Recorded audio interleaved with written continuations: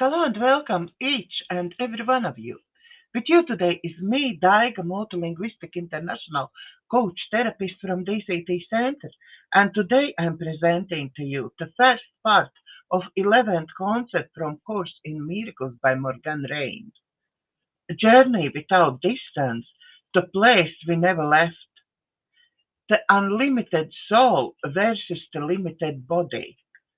Please remember, if you or your family or friends are interested in personal therapy and healing, you can reach out to me or to Morgan for private sessions. All contact details are in description below the video. If you like what I do, please like, share and subscribe to my YouTube and Rumble channels. Enjoy the course and God bless.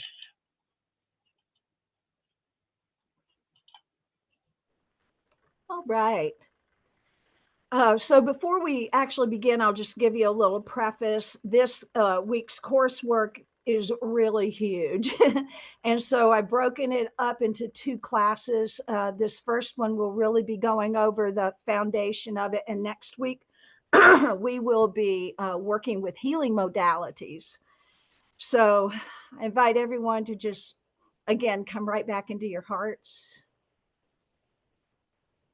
as today we come full hearted to this present moment.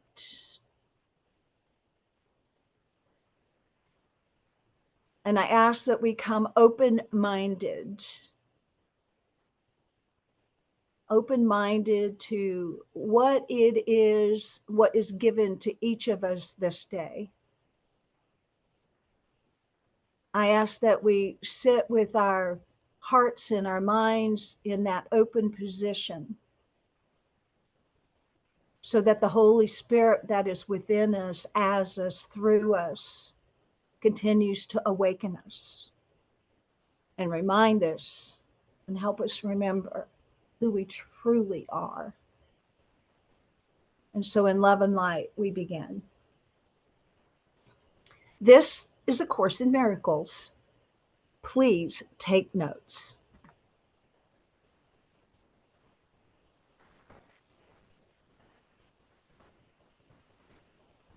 And this is the list of the 12 concepts that we've been working with. And today we'll be working with the unlimited soul and the limited body. And we've come quite a long way in this exploration of concepts. So today, again, the unlimited soul versus the limited body. Once we chose to believe that we were separate, limited beings living in a limited world, we then needed a limited body in which to express our limited consciousness. However, when we come to accept that we are connected, unlimited beings, we will then need our unlimited body, our soul body, in which to express our unlimited consciousness, even while seemingly on the earth. So, after we had made up an illusionary universe wherein we would seem to exist, we fashioned physical bodies to inhabit so that we could live and function in our new world of form. At this point, within the dream of separation, the Word was made flesh. The term word within the Gospels refers to the Christ. So the phrase, the Word was made flesh, means that after the fall, the Christ, our true self, descended into our souls and then into limited physical bodies within the material world. In God's view, we neither separated nor went anywhere, as there is no place outside of God to go. But within the dream, this descension into limited body seems to have happened. So, to awaken, we must own it, deal with it, and reverse it. A Course in Miracles concept of the unlimited soul versus the limited body is quite simple yet really profound. Since the outer world is a mirror of our inner world, what we see on the outside reflects our thoughts and beliefs on the inside. So I really want everyone to really listen to that sentence. And I'll read it again. Since the outer world is a mirror of our inner world, what we see on the outside reflects our thoughts and beliefs on the inside. Therefore, when we perceive someone as an unlimited soul, it confirms that we ourselves are in a spiritually healthy state of consciousness, identifying with our right mind and our unlimited soul. However, when we perceive someone as a limited body, it confirms that we are in a spiritually unhealthy state of consciousness, identifying with our wrong mind and our limited physical body. If we were to realign our minds completely with the mind of God, we would feel peace, expansiveness, and unity with all that is.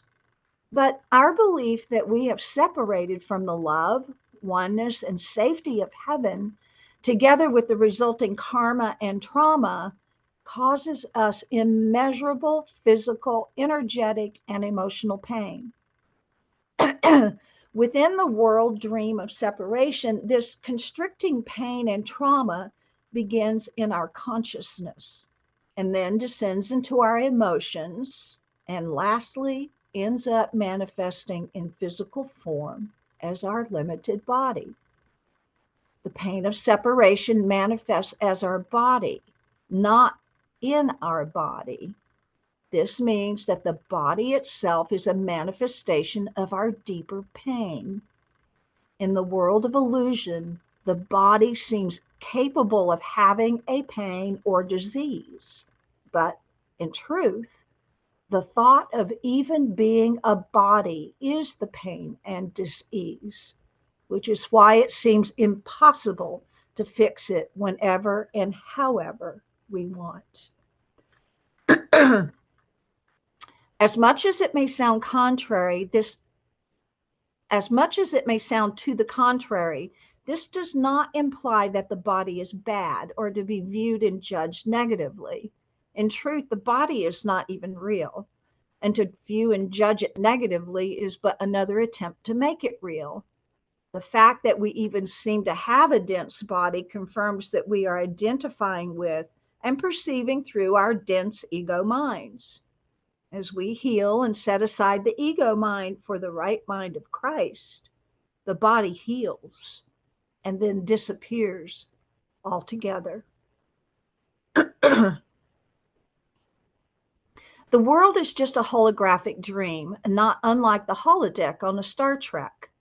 Therefore, the bodies we use while we are dreaming are also merely dreamt projections from our minds. Projecting a body can be like putting on a pair of glasses, or more accurately, a virtual reality headset. We put on the body and then we see through its eyes and experience life through all its senses. But we become so engrossed in the experience, we forget it's just a virtual reality hologram, a hologram that we are imagining.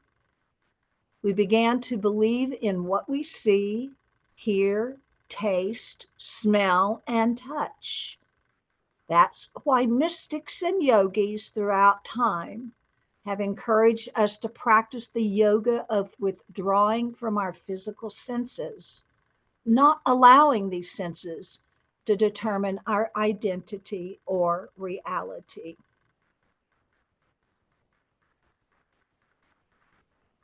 These virtual reality headsets are access points or reference points wherein our mind is able to witness an outpicturing or projection of its thoughts and beliefs. If the thoughts and beliefs in our mind are holy, that is what we will see through our right mind.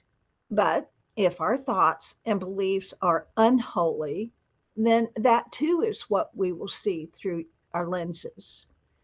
If we see the light within others, it means we are seeing the light within ourselves, and our thoughts are of love and forgiveness.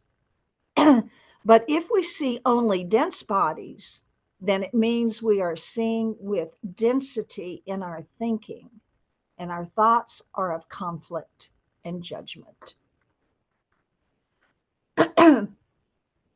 And at this point, you could even think about what it is you see through your own lenses, and we see through our experiences and our traumas and all the good things too. We view our world through these things.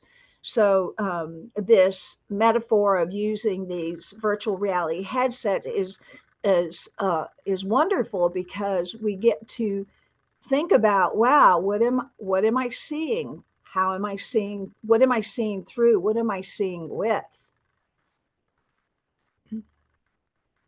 It's often been said that the body is the temple of God.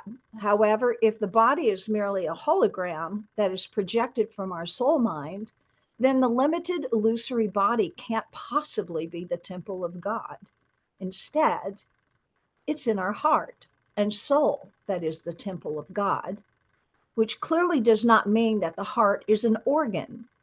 Our physical heart, or form, is a symbol of the essence, content, from which we love.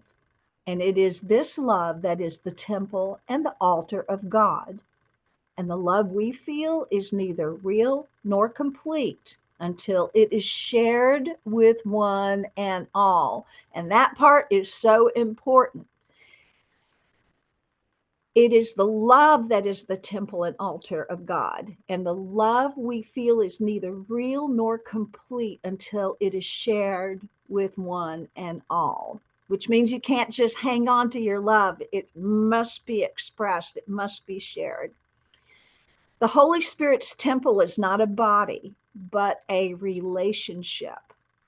The Course is adamant about equating the body with the illusion of separation and says that never for a single moment does the body truly exist. What this means is that since we have an erroneous belief that we are merely human beings synonymous with our body, and since we make the body, which ultimately isn't real, into a priority, it fits the description of a false idol. And this little quote from Course in Miracles, in that unholy instant time was born, and bodies made to house the mad idea and give it the illusion of reality. Lay aside the body and quietly transcend it, rising to welcome what you really want. And from God's holy temple, look you not back on what you have awakened from.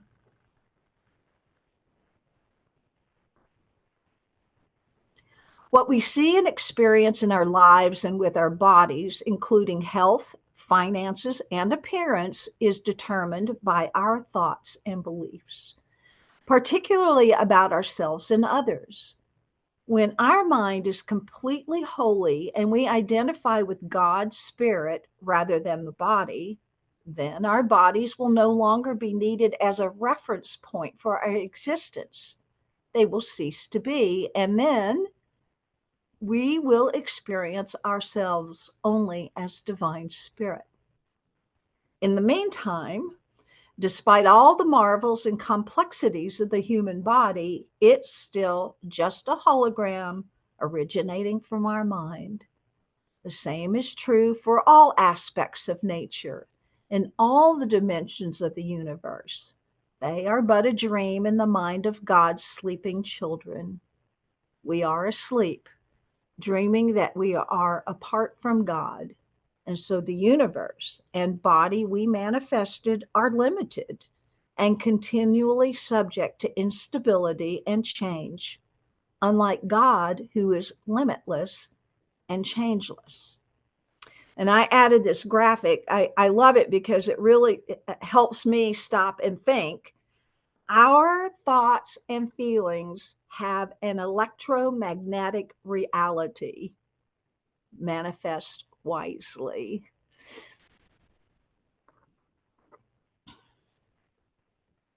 Despite how much we think we love the body or try to protect it, it's not who we really are.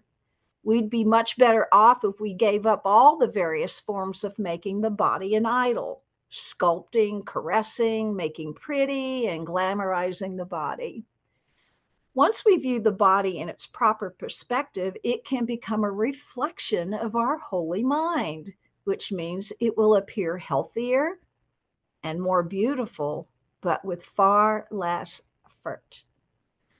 The more we identify with our limited human self, the more vulnerable we are to sickness, issues, trauma, and emotional upset.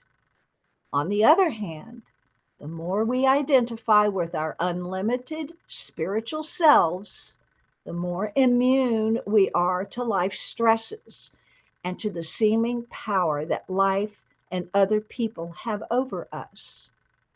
Our physical body is the crystallization or the manifestation of our having chosen a false identity, identifying with our limited egoic self. Our soul body, on the other hand, is the etherealization of our choice to remember our true identity, identifying with our unlimited spiritual self. And I added this graphic here. It's the Temple of the Holy Spirit. And on this graphic, it helps us look at the gates that it takes to get to the Holy Spirit, right? So the Holy Spirit's in the middle, but we must go through these gates. So the body gates are the touch, taste, smell, sight, hearing, feeling, that. And if you notice, that's on the outer. That's the outer body court. To move into the soul gate, so we move from the body gate into the soul gate, we work with conscience, reason, imagination, mind, emotion, choice, and will.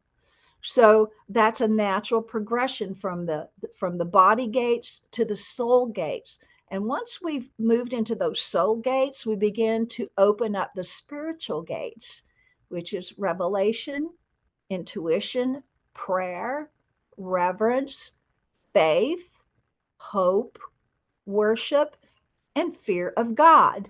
And I just want to add a little note here because some people kind of freak out over the fear of God. But the fear of God means the respect and admiration for God's holiness, greatness, power, authority, and love. So we must, as humans, go through each of these gates in order to move into that holy of holies, into that Holy Spirit that's within us. And as we continue to practice, you can immediately just get there. You may not have to move through all the gates anymore because you've already moved through all those gates. Now you can just move right to the presence of the Holy Spirit within you. Who would seek for freedom in a body looks for it where it cannot be found. The fragile mortal body is of itself a limited thing. This is confirmed by the fact that what the body can do is always limited. And in the end, the body dies, even though in truth it never lived. Since we choose to allow our soul mind to identify itself with the body, the soul mind becomes trapped in an illusion that it is a body and that it is therefore limited. But the soul mind can be set free when it no longer misidentifies itself as a body. Until then, the body is all the evidence the ego needs to prove that we are limited beings, separate from God and capable of experiencing every form of pain, sickness, and destruction. Once we've chosen to listen to and believe the ego as our guide, it's easy to lose faith in who we really are and to have untrue perceptions and convictions concerning ourselves and others, which is the same as saying that we commit passive and aggressive crimes and judgments in thought, word, and deed. These include the day-to-day errors we commit against each other. Any moment we choose to believe that our spiritual brothers and sisters are anything less than divine, this includes the moments when we perceive someone as sick or troubled in any way, and we choose to believe in what we see. This is a crime against nature because our true spiritual nature is incapable of sickness or challenge, and to believe otherwise is an error in need of healing. A Course in Miracles refers to it as faithlessness, when we allow ourselves to see anyone as a limited body instead of an unlimited Christ spirit. In our faithlessness, we have chosen the illusion of separation, which includes sickness instead of the truth of oneness, which generates wholeness and healing. To bring about healing, we are encouraged to restore our faith by forgiving our mistaken choice to see ourselves and others as anything other than holy. This shift in perception is referred to as the miracle of grace and is the true definition of faith healing. True faith is not the hope that there is a God, it is knowing that there is nothing else. The body cannot make itself sick and needs no healing. Its health or sickness depends entirely on the mind. When the mind sees itself as separate, the body becomes the instrument of illusion and behaves insanely and becomes sick. We are suffering from spiritual amnesia, which tends to make us anxious and stressed out, thus causing all sorts of physical, emotional, and mental illness. In fact, we're all suffering from a spiritual form of insanity and psychosis. How is this so? It's because we are under the delusion that we are someone that we are not, living somewhere we are not. In truth, we are unlimited spiritual beings who erroneously believe we can die, be flawed, and so forth. A pretty good description of amnesia or insanity. If you choose to see the body, you behold a world of separation and happenings that make no sense at all. Recognizing this can help us remove some of the unnecessary priority and investment we place on the physical body. And as we shift our consciousness from our body to our soul, we begin to identify with our creative, loving, higher self. The soul. There's often confusion around the definition of the words capital S spirit or lowercase spirit and soul. Generally, when the word spirit is capitalized, it denotes something divine, God, even the ultimate divine in us. When the word spirit is not capitalized, it's still referring to the spiritual divine-like state, but denotes that we are the created, not the creator. The word soul refers to the thing we became after the separation, but before we fell to earth and began incarnating into bodies. Our soul is the part of us that remains after the body passes away, and our soul most often takes on yet another body in our next lifetime. It's the part of us that knows all things since time began. However, our soul is connected to the collective consciousness and therefore knows all things we've ever thought, said, felt, or done since time began. This unlimited memory of our universal history is known as our Akashic record. If we are truly on a spiritual path, we are learning to align ourselves with the heart and mind of God. Our progress is confirmed whenever it becomes easier to identify with our soul and surrender to the will of God. But all too often, rather than identifying with our soul, we identify with our body and our humanness in the form of our gender, race, religion, and even certifications and accomplishments. This misidentification with bodily form boosts the ego and, from a human perspective, seems to make us feel less limited. However, our body reflects our ego self rather than our divine self. That is, until our body is surrendered to God for complete transformation. Our soul, on the other hand, is a greater reflection of who we really are and is the part of us that resides in Eden, halfway back to God, home. Therefore, we assist our spiritual progress by identifying with our soul rather than with the body. Once we consistently know or identify ourselves as soul, we also begin to know ourselves as spirit. Our identification with the body then lessens even more, as does the power the world once had over us, thus teaching us the difference between the reality of God and the illusion of the body. And even though the body and the material world are an illusion, we can choose to continue using them, but now for a different purpose. We now use the body to communicate and connect with, rather than separate from, others. We also use the body to teach ourselves and others that the body has no power over the soul.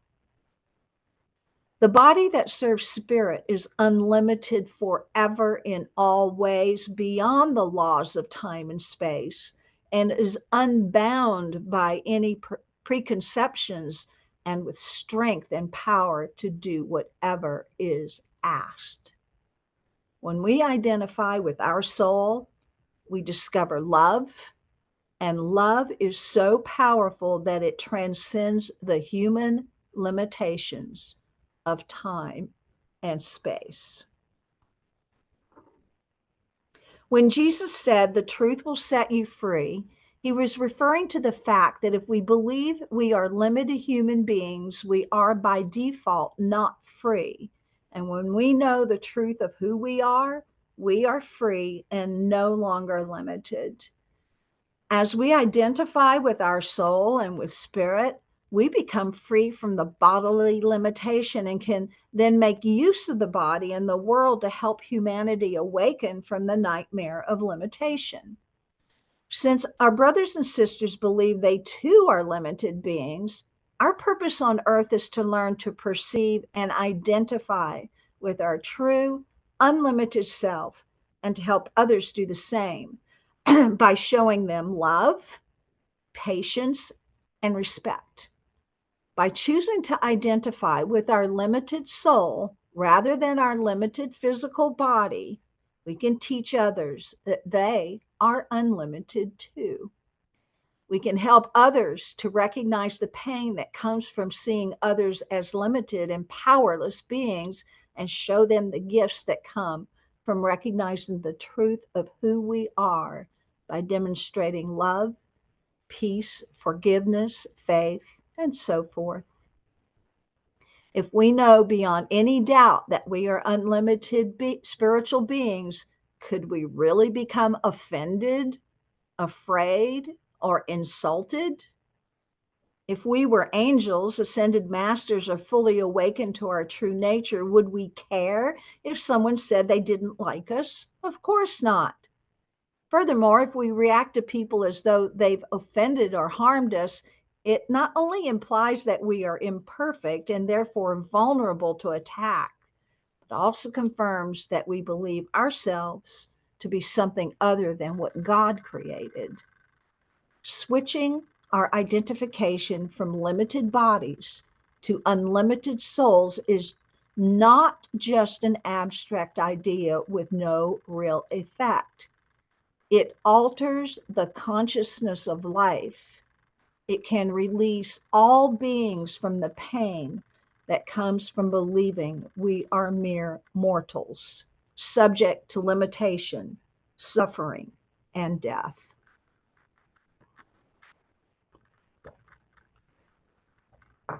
Healing begins with the acknowledging, dissolving, and releasing of the belief in separation. All other techniques and approaches are merely supportive additions at best. Human beings like to perceive things as being either right or wrong, which includes referring to herbs as being organic and good, but surgery being synthetic bad. Yet, the truth is that everything in this world is synthetic or made up. Ultimately, only God, the Holy Spirit, and the inner Christ are organic or real. Everything else is made up by us in the hologram of consciousness and is therefore synthetic. Humankind has created countless methods and techniques to heal themselves and their challenged lives. But ironically, since choosing the ego's thought system is the source of all our problems, then any technique that does not involve some dismantling of the ego is not an effective method of healing. In fact, such techniques that fail to unplug the power of the ego most likely are invented by the ego. And then this quote by in the Course in Miracles, do not ask God to heal the body, for this would merely be to accept the ego's belief that the body is the proper aim of the healing.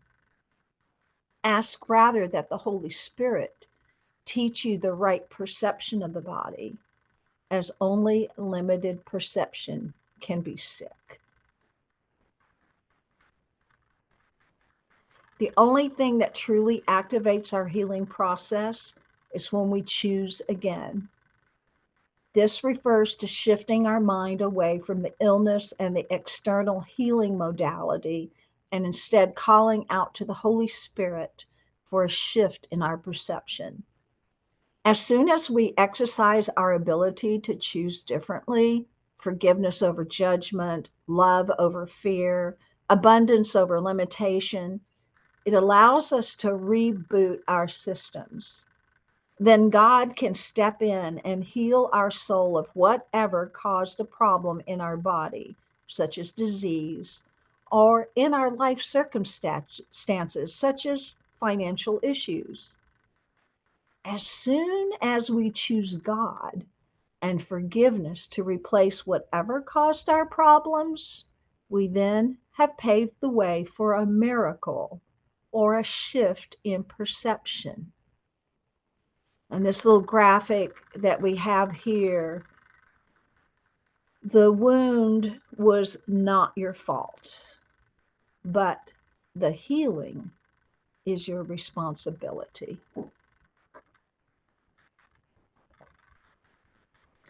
Forgive anyone who caused you pain or harm. Keep in mind, forgiveness is not for others. It is for you. Forgiving is not forgetting. It's remembering without anger. It frees up your power, heals your body, mind, and spirit. Forgiveness opens up a pathway to a new place of peace where you can persist despite what happened to you.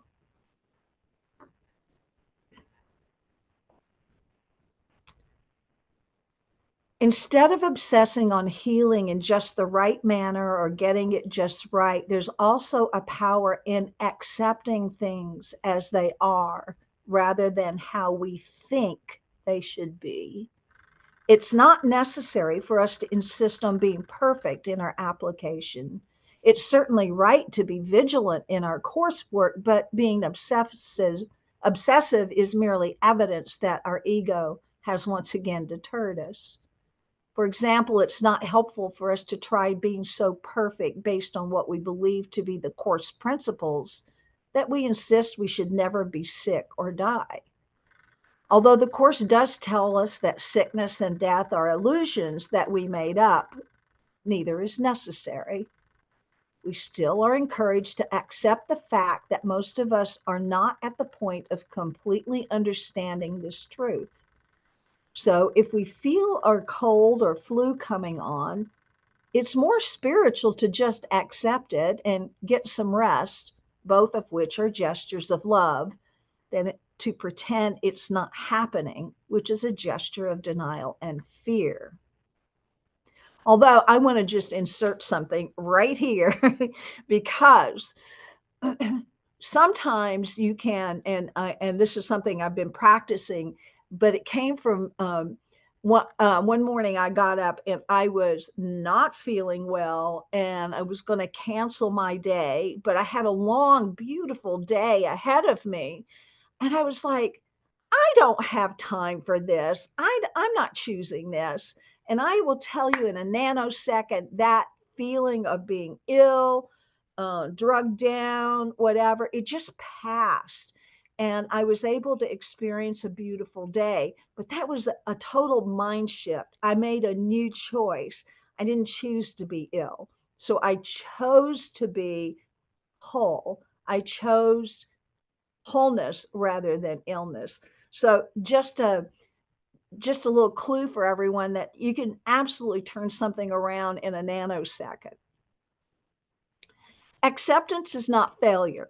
Acceptance requires humility, vulnerability, and open-mindedness, all traits for awakening Christ consciousness. Practicing acceptance also disarms our ego because acceptance is an expression of unconditional love, something the ego cannot comprehend. The above views of healing seem to leave us with the paradox.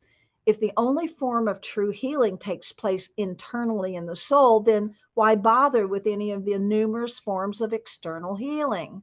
The answer is that even though the body cannot heal the soul, healing the body can help to trigger a healing in the soul.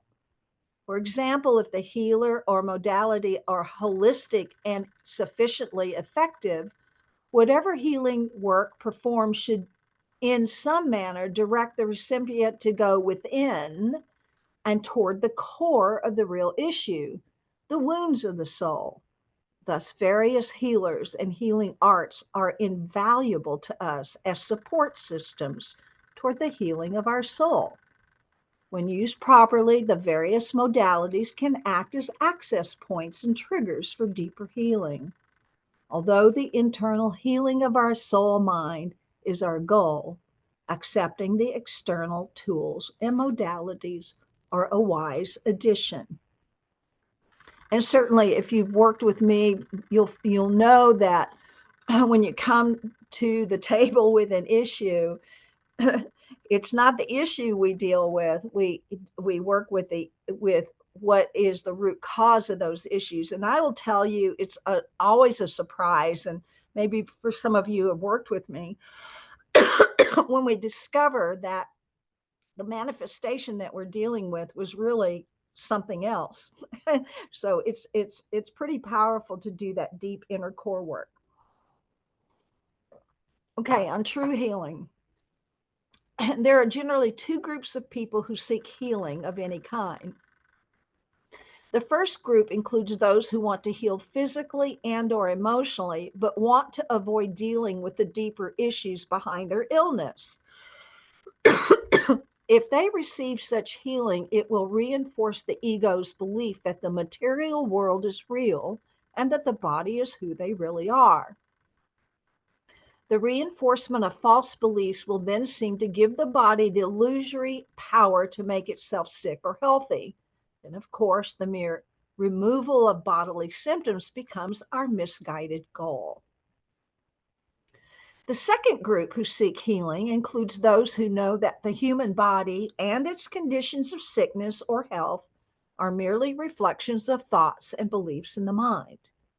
Therefore, such people place little or no emphasis on the condition of the body, since they understand that the soul mind is all that really matters, as it's their true identity. People in this latter group have properly prioritized their beliefs and are the ones who most often heal and recover in both body and soul. So there are two approaches to healing. The first one, the feminine approach, where all approaches that are passive and nurturing. And the second is the masculine approach, all approaches that are assertive and directive. The feminine approach includes healing through emotional processing, massage, breath work, counseling, and so forth. The masculine approach to healing includes surgery, concentration, willpower, medication, and so forth. Another masculine approach that works very well is what Buddha referred to as the use of the rational mind, which is different from analyzing and intellectualizing, to dismantle the issues that seem to have power over us. We often form a preference for one or the other of these two overall approaches, when in fact both can be helpful.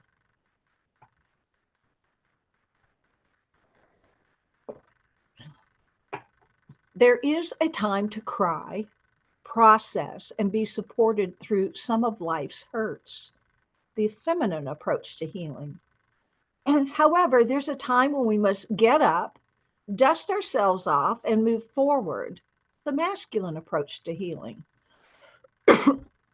A healthy example of these two approaches working in unison can be illustrated when we have lost a job or a loved one and feel totally devastated.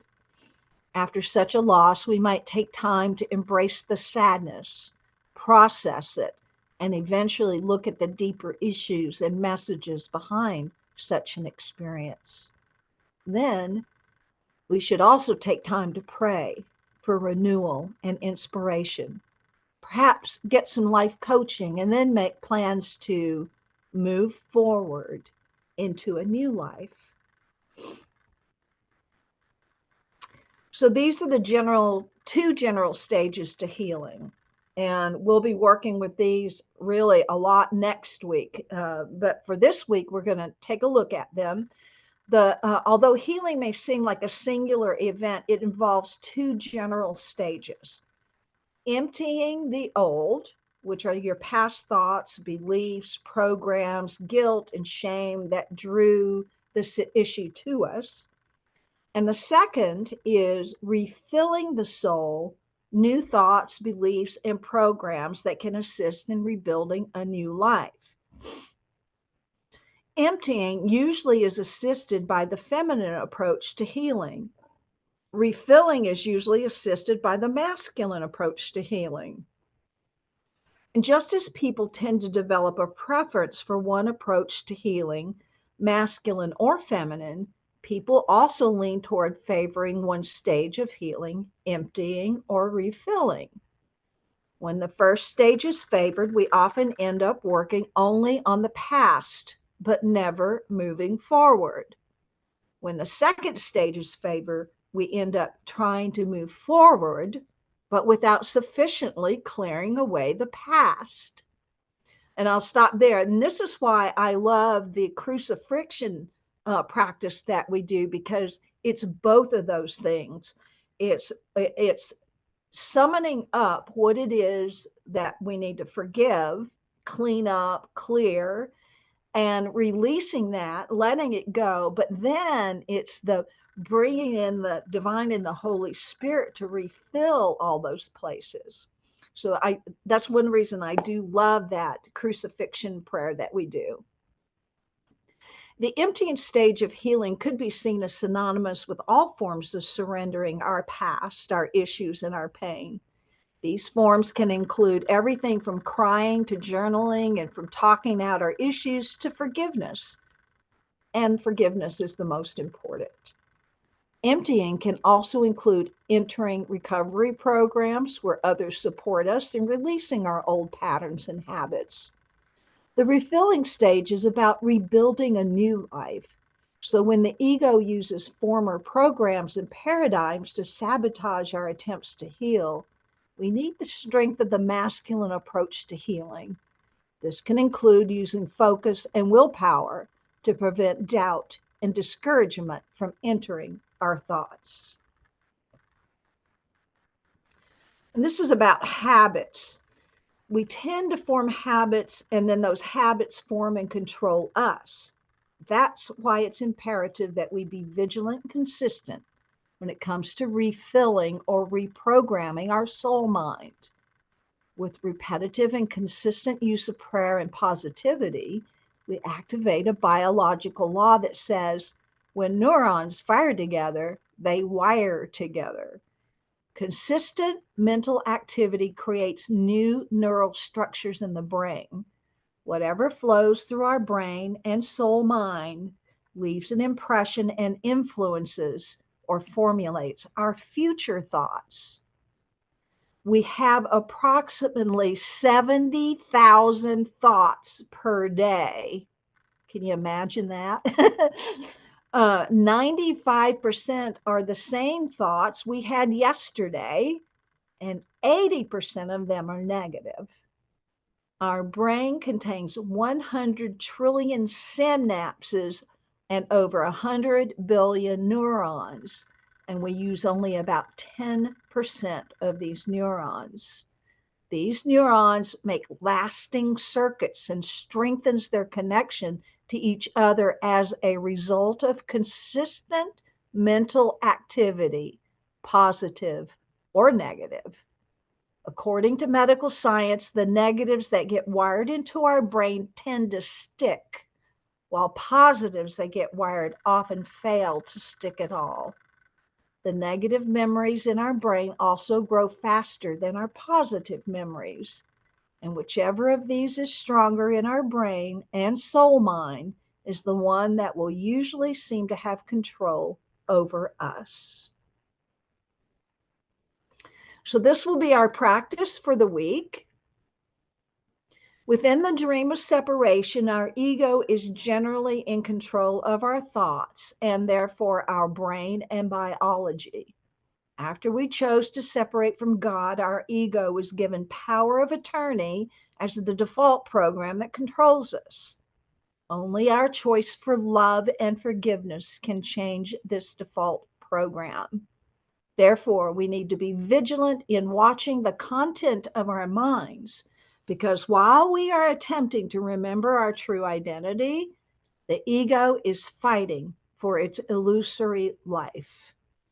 Again, the two stages of healing are healing the old negative experiences, also called emptying, and replacing them with positive ones, above all with the presence of God, refilling the soul. One of the most important tools for switching to positive programs is to create more positive experiences and beliefs by learning to integrate these new positives into our life and begin to integrate new positive programs. It helps to do the following. So this is going to be our practice. The first one is practice noticing more positive things in events, even the smallest positive, such as the way a person looks, acts, or is dressed. And this can be for yourself too. Just saying. The second thing for our practice this week is when noticing a positive thing, savor it, breathe it in, and give thanks for it.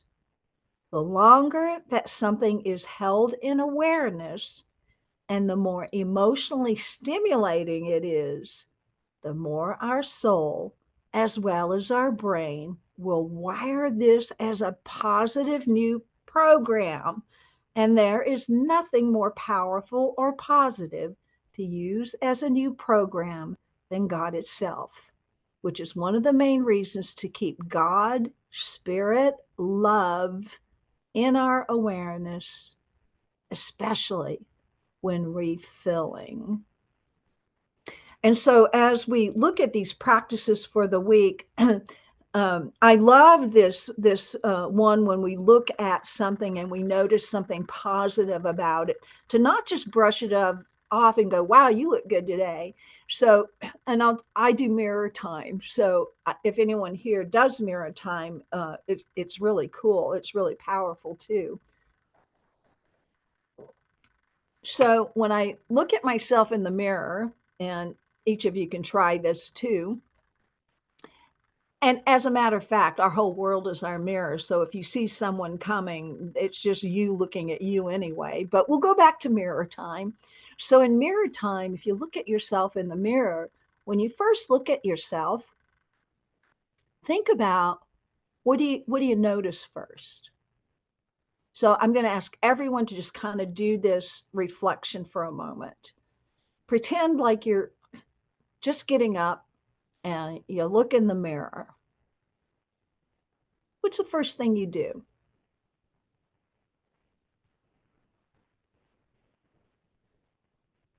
Do you see the imperfections?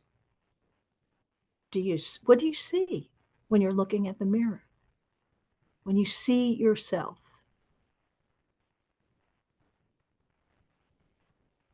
And just notice that. How is it that I see myself? How is it I am judging myself? And notice what the mind does.